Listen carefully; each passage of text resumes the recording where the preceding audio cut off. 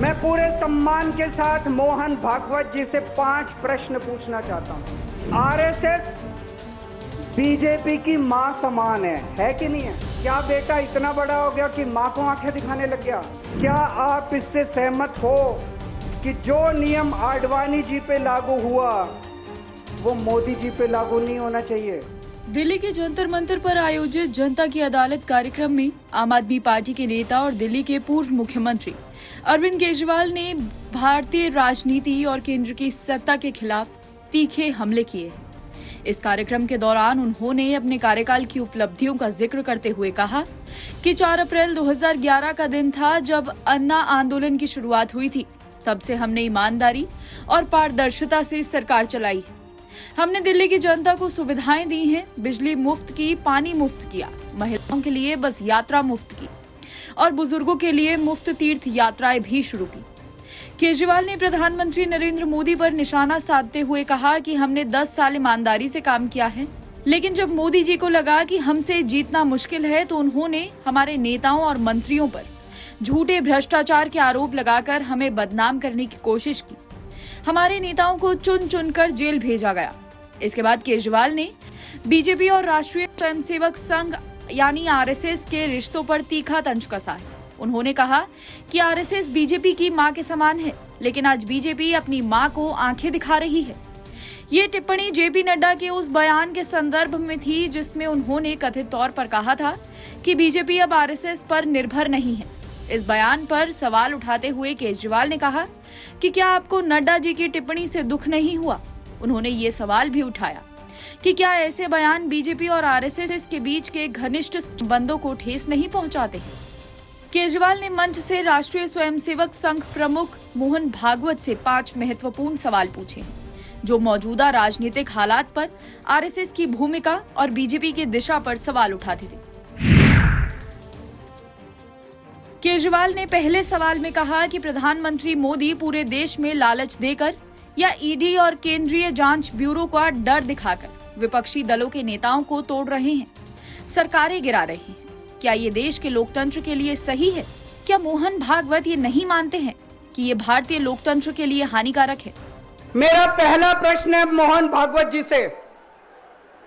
जिस तरह मोदी जी देश भर में लालच देके या ईडी और सीबीआई की धमकी देके डरा के दूसरी पार्टी के नेताओं को तोड़ रहे हैं, पार्टियां तोड़ रहे हैं, सरकारें गिरा रहे हैं, क्या यह देश के लिए सही है?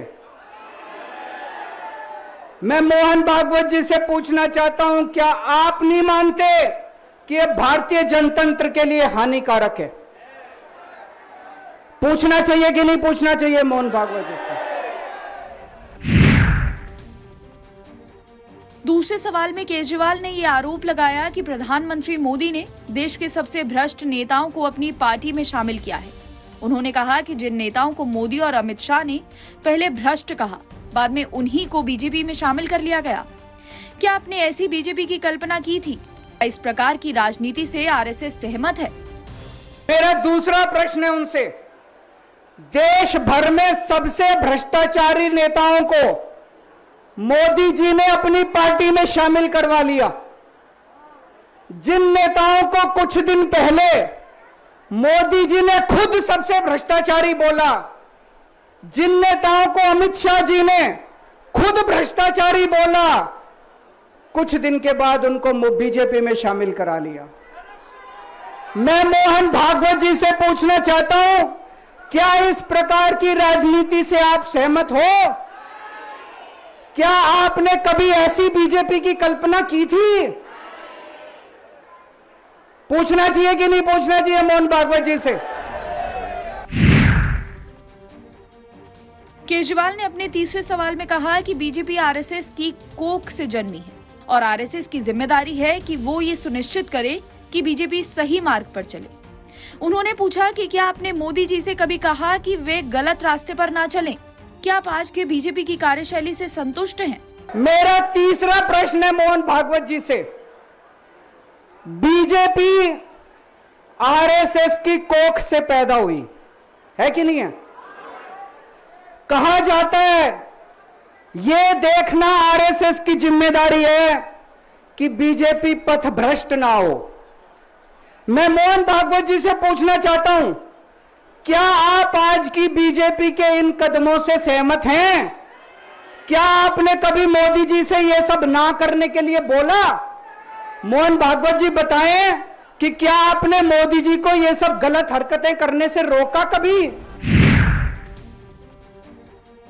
तो वहीं अपने चौथे सवाल में केजरीवाल ने बीजेपी अध्यक्ष जेपी नड्डा के उस बयान पर सवाल उठाया जिसमें उन्होंने कहा था कि अब बीजेपी को आरएसएस की जरूरत नहीं है। केजरीवाल ने पूछा कि आरएसएस बीजेपी की मां समान है, क्या आपको दुख नहीं हुआ जब आपको अपने बेटे ने ऐसे कहा? क्या आरएसएस के कार्यकर्ताओं को इससे पीड़ा नहीं हुई? मेरा चौथा प्रश्न है मोहन भागवत जी से। जेपी नड्डा जी ने लोकसभा चुनाव के दौरान उन्होंने कहा कि बीजेपी को अब आरएसएस की जरूरत नहीं है। आरएसएस बीजेपी की मां समान है कि नहीं है? क्या बेटा इतना बड़ा हो गया कि मां को आंखें दिखाने लग गया? क्या बेटा इतना बड़ा हो गया कि आज मां को आंखें दिखाने लग गया? जिस बेटे को पाल पोस के बड़ा किया, जिस बेटे को प्रधानमंत्री बनाया, आज वो बेटा पलट के मां को अपनी आंखें दिखा रहा है। मातृतुल्य संस्था आरएसएस, आज वो बेटा अपनी मातृतुल्य संस्था को आंखें दिखा रहा है। मैं मोहन भागवत जी से पूछना चाहता हूं, जब नड्डा जी ने ये कहा तो आपके दिल पे क्या गुजरी, आप जरा बताइए इस देश को। क्या आपको दुख नहीं हुआ? मैं आरएसएस के हर कार्यकर्ता से पूछना चाहता हूं, जब नड्डा जी ने कहा कि हमें आरएसएस की जरूरत नहीं है, क्या आरएसएस के हर कार्यकर्ता को दुख नहीं हुआ?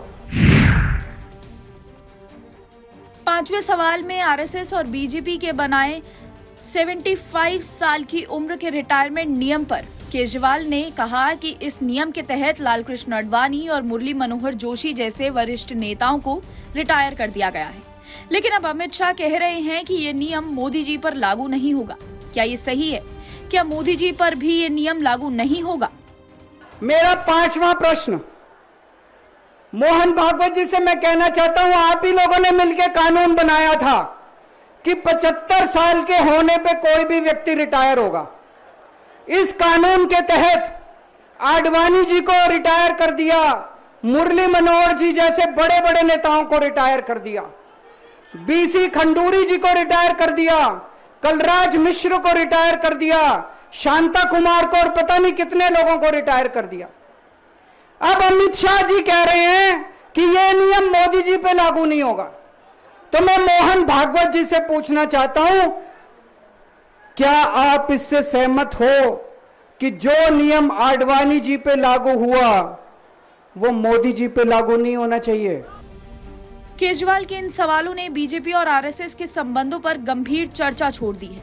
उन्होंने बीजेपी के नेतृत्व की कार्यशैली, आरएसएस की भूमिका और पार्टी की नैतिकता पर सवाल खड़े किए हैं, जो मौजूदा राजनीतिक परिदृश्य में नई बहस का कारण बने हैं। एनबीटी ऑनलाइन की रिपोर्ट।